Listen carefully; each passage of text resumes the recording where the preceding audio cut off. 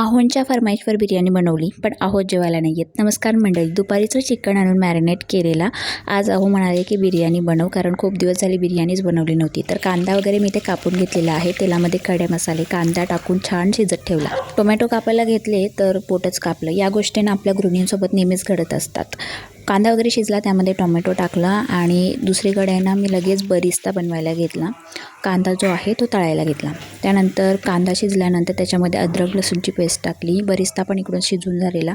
नंतर मसाले वगैरे टाकून मॅरिनेट केलेला जो चिकन आहे तो आता मी टाकून घेतलेला आहे. आता मंद आचेवर ना हा जो चिकन आहे तो आपल्याला मस्त शिजवून घ्यायचा आहे. दुसरीकडे ना भाजी जेव्हा शिजायला टाकली ना तेव्हा लगेचच तांदूळ पण मी भिजत ठेवले. अर्धा पाऊण तास तांदूळ भिजल्यानंतर इथे मी पातेल्यामध्ये पाणी जो आहे तो उकळत ठेवला आणि त्याच्यामध्ये भिजलेला तांदूळ टाकला. आता ना चिकन पण मस्त शिजलेला, तांदूळ पण शिजला. गरम गरम लगेच मी इथे दम द्यायला घेतलेला आहे. सगळ्यात पहिले पातळ लेअर मी खाली दिली आणि त्यावर पूर्ण चिकन टाकते आणि मग जो बाकीचा जेवढा पण राहिलेला भात आहे ना तो वर टाकते.